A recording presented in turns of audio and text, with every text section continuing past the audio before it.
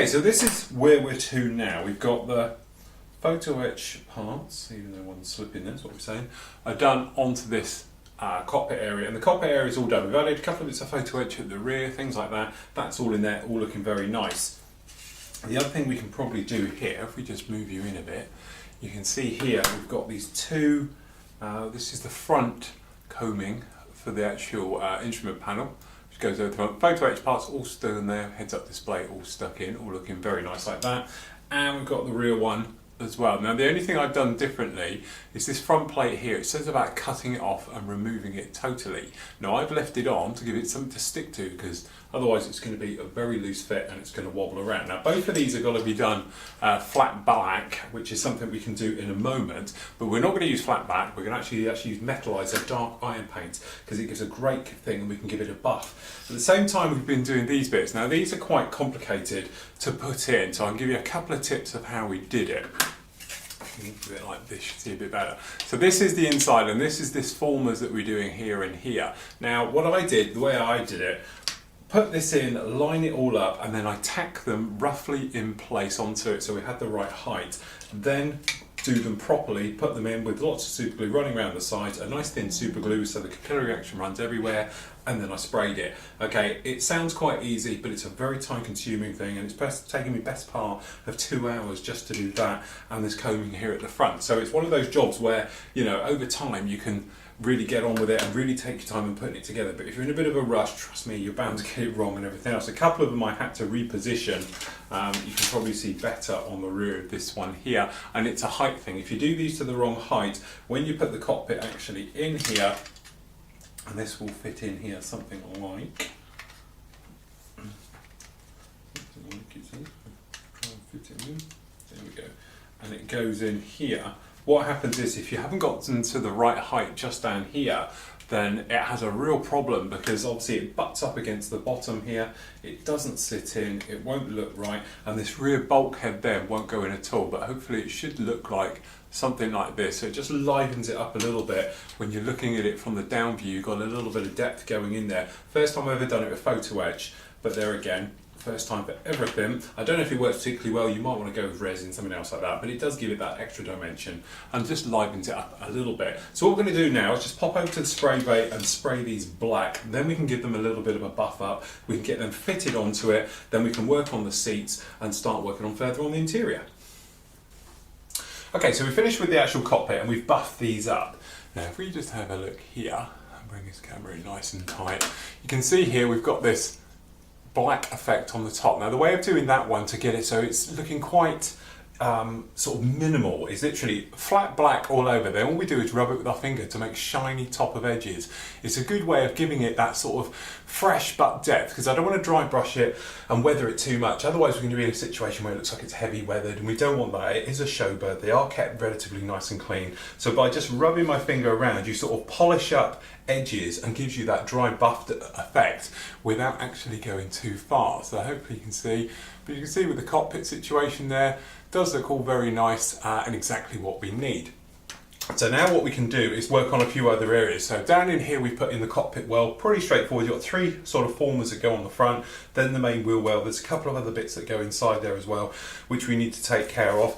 Down the back here we've got 2 clear little position lights which go on the outside, so we put them in already. We'll need a drop of mask oil over top of those to protect them, and there's one on the other side there. Another little thing we've just done at the same time is we've done this fuel tank system that goes on the belly, purely because it's going to need sanding and polishing and everything else. So I've glued it ready now. Now the other thing we've done is the intakes, and we've put these together, which is slightly different to how the instructions would tell you, but I wanted to go with sort of a seamless look. I was a bit worried about it. Trouble is though, when you look down inside them, you can't see the seams. So really in the real world is you don't have to worry about it at all. Do them as separate. I glued it together and was trying to be quite clever with it.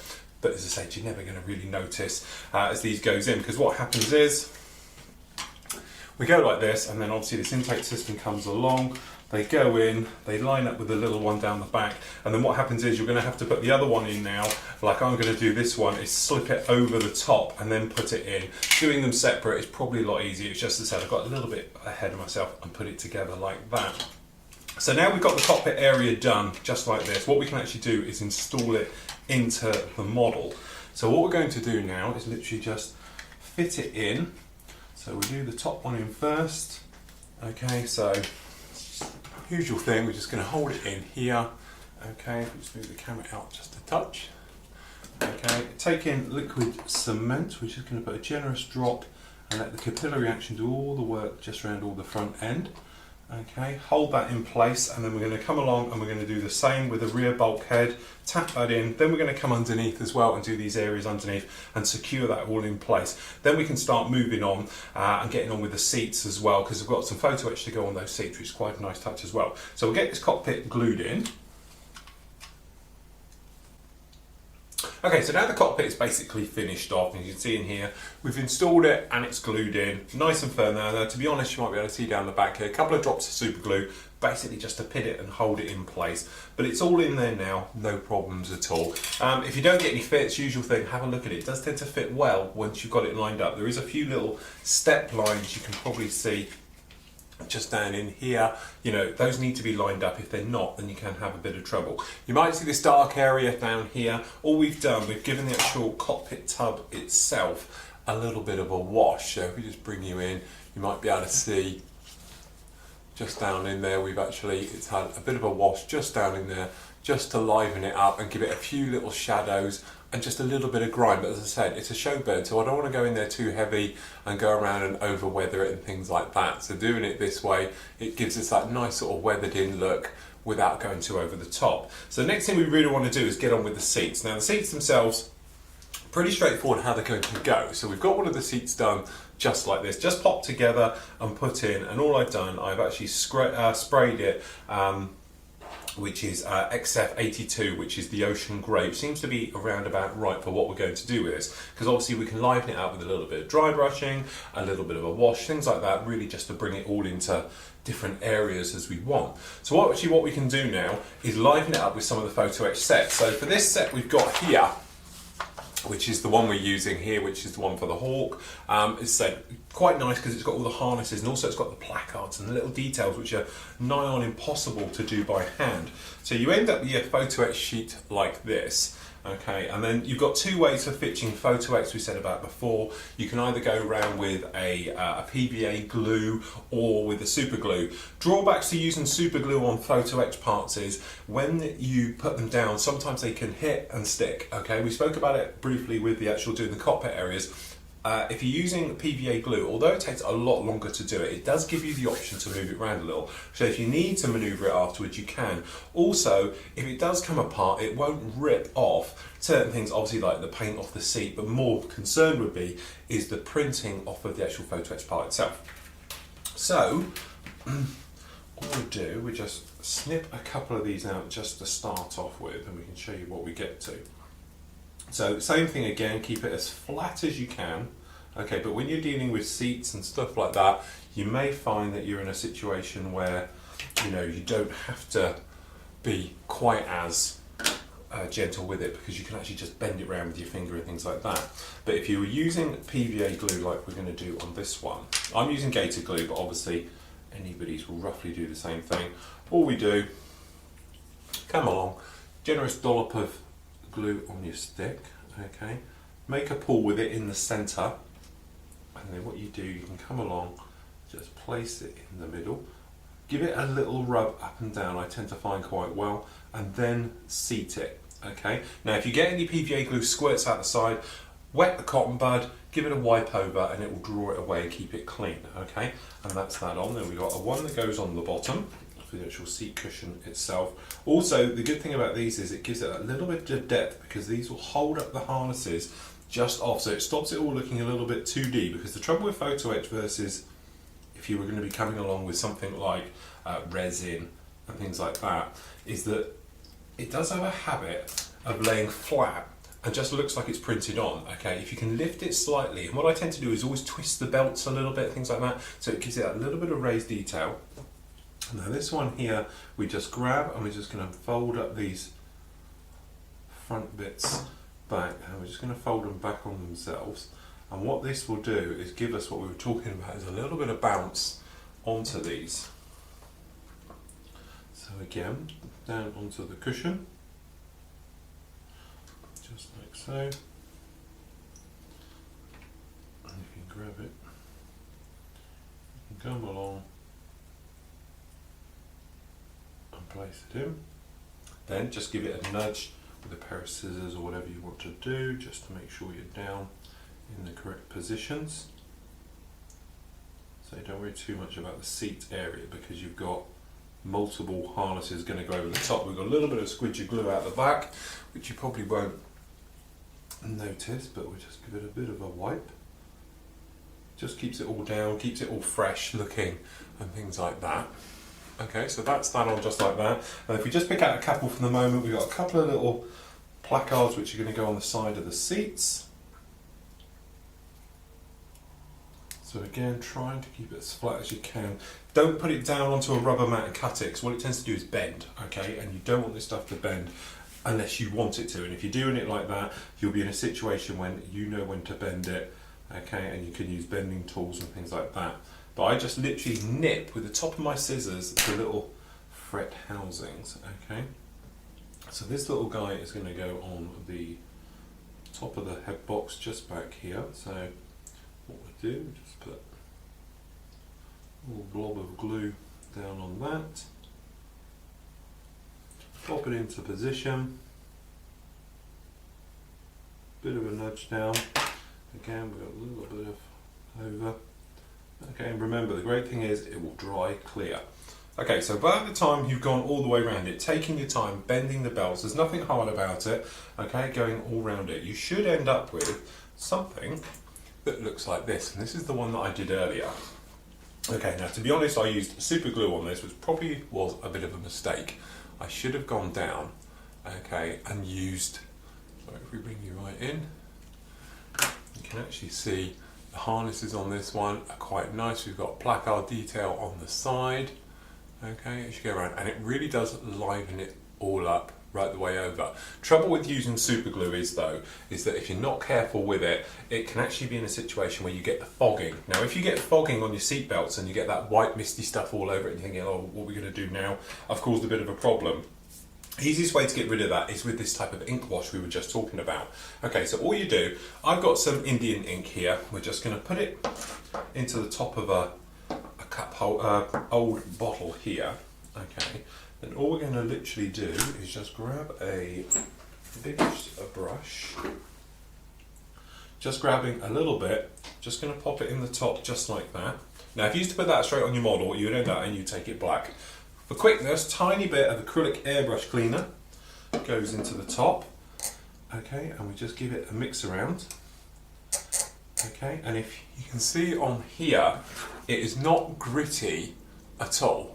Okay, it's nice and smooth, and this is the difference between using an ink wash and like my clay wash or a normal acrylic paint wash. You get that type of grittiness in there, okay, but as you can probably see, it is nice and smooth.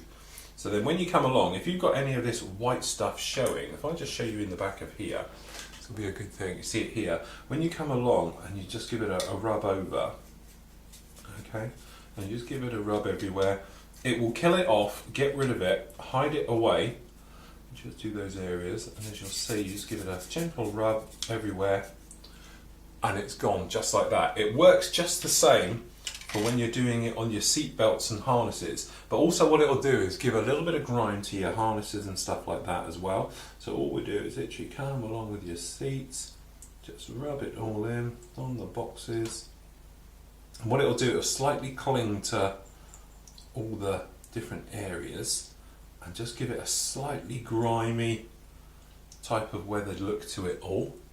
Okay, just round, got some areas at the back still to do, but it will just weather it in. Now the thing is, because it is ink, it doesn't dry particularly speedy, so you don't want to touch it unless you have to. At the same time, don't forget, you can always come along with a cotton bud, okay, if you've got a little bit too much down or something else like that you're thinking, and you can just give it a rub around just to increase its area, and it will buff it slightly.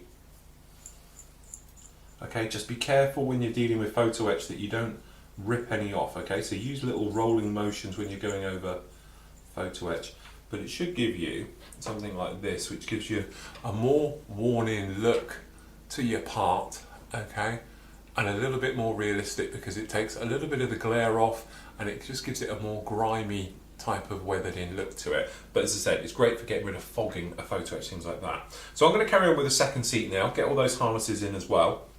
We're not going to install it into there at the moment, but as I said, what we can do then is really close this up now, okay? We can install those afterwards. We've got a little bit of photo etch framing still to go in there, which we'll do when it's closed up, and then we can really push on with the build.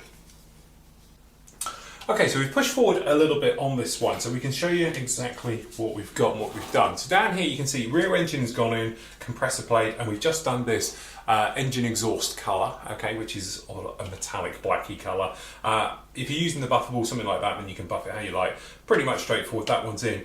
Intakes we spoke about briefly before. Now technically you should do this in 2 halves instead of like I've done it here. I've done it a little bit different and for a reason you don't really have to. Originally I was a bit concerned about making seamless intakes and making them all nice. To be honest, you can't see it, so I wouldn't worry about it at all, but you can see it sits in there quite happily. Nose wheel gear and everything else is all in down this end, and also we've done part 8, which is where you install the nose well. So if we bring you in just a little bit tighter here, you might be able to see we've just got the little rod which runs down at the back there. That's installed there, pretty straightforward.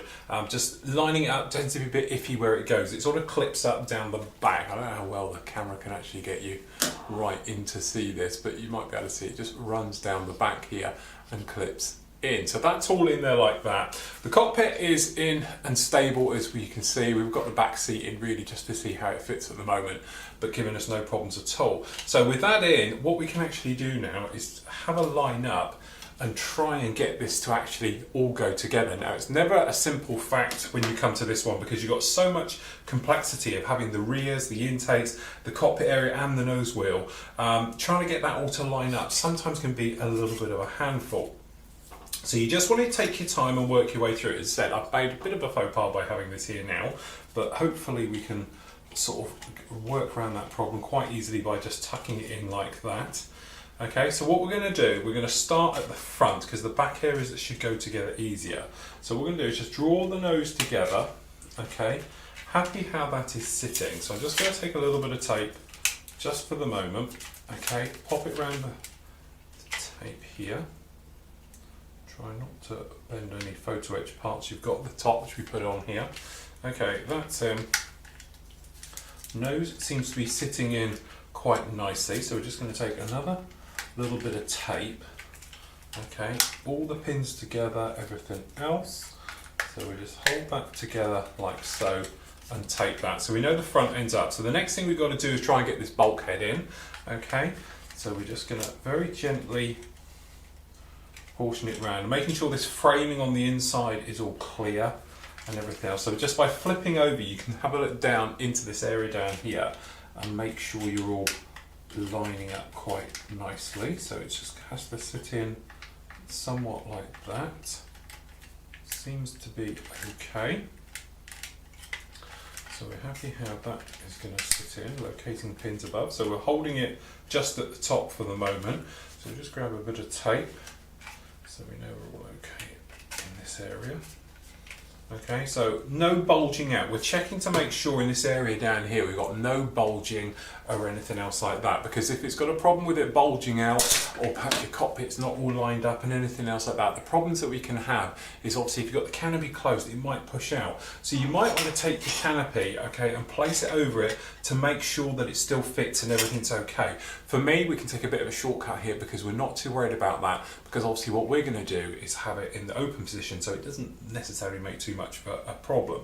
Okay, so working our way further back down, we're just trying to line up the engine so I can see that's in, okay, and then hopefully we can line up the rear exhaust is going to go in as well. Now we've got a little bit of movement around the certain areas as we go through. Clicking is always a good sign. So I'm trying to look down into the actual part itself of the fuselage to make sure it's lining up. Okay, so what we're trying to do really is just to see if it has gone in all the various areas. So I'm just going to grab a bit more tape if I get it off the rod. Okay, so we're happy how this is down here. So a bit more tape to hold in. Okay, we're going to check the top, all lines in, around the tail, around the back end, and amazingly enough it does all go in and fit. I'm just a little bit worried around about here, so we're making sure that goes in. There seems to be a little bit of movement in there, but I wouldn't worry about it too much. So we just have a tiny bit more tape at the front. Okay, and there we go, that's our hawk all together. So we can just bang a peg in like that just to hold it in.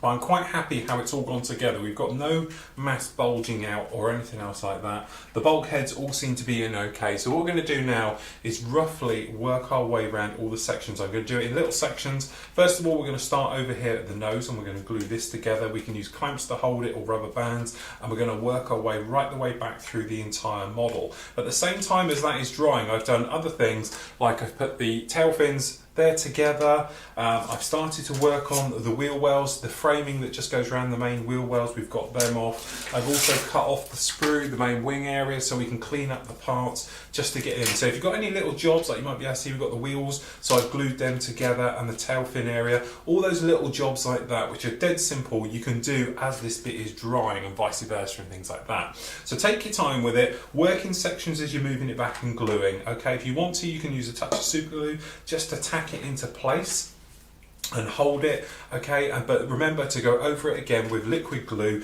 to make a nice firm seal as you go right the way through. So I'm going to get it glued up now.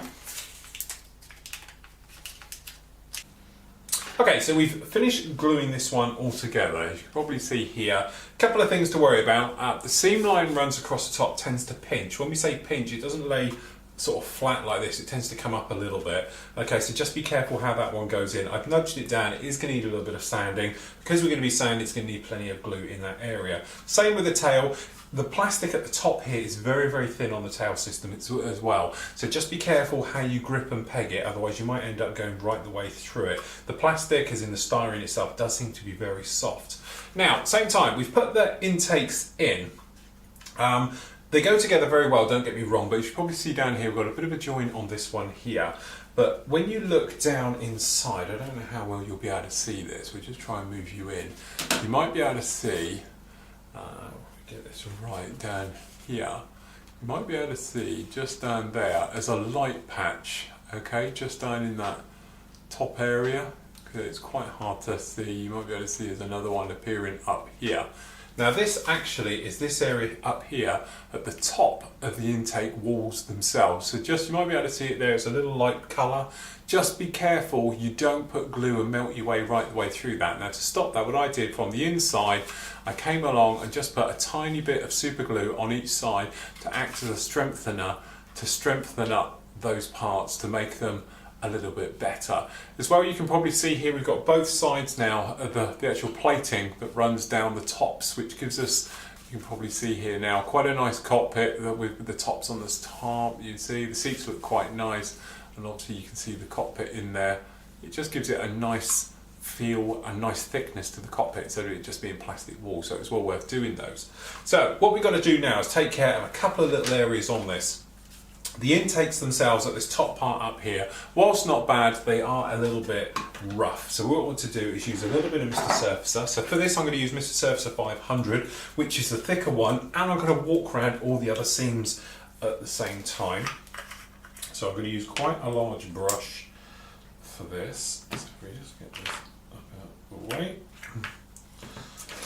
move these slightly off to one side. So what we're going to do, excuse me, we'll take our brush, we'll walk along the top to start with. So just in like this, and then what we're going to do is just come along. Generous blob on the top, okay, and on the other side. And then what we'll do is that we're going to come along with thinners to give this a bit of a polish up, to take care of any joins that are all in here, but we might have to recoat. So what you might want to do is give this an hour or so to dry off these top areas like this, okay, then come back, have a look at them. If they've shrunk back, give them another coat, and then perhaps another coat, another coat, and build it up. So when we come back and wipe it off, we'll do a little bit of sanding and polishing on those. We've got a nice, smooth, perfect type of top. So we're just going to do the same with them back here. So if we just move you out a little bit. So then all we're going to do is the ones on here. And what we're trying to do is twofold. One, we can obviously take care of any seams, really is what this is all for, but also we can then strengthen up any parts which are a little bit thin. So we're all like that. So on the other side, okay, and same things, just a few along here. Not too near the exhaust, but I've got a tiny little gap at the end and it'll help fill that. Onto this area here, then what we can do, we can take care of this. We're going to have to sand and fill probably this gaping hole underneath where the wings join in, but this is just to get us ahead and get some filler in this area and some of these seams welded up nice and tight, so when we do come back with sanding, we've got relatively a nice finish. So we're just going to come into these, because what we don't want to do is over sand these areas just yet, just in case it gives us too much shrinkage and we have to pull out. So there we go, this is this one done, apart from obviously I've put my hand in the rear, as you can see, just like that. We're going to let this dry now, give it a couple overnight to go off for at least 6 hours to really dry off, then we can come back, either overcoat it or we can give it another coat.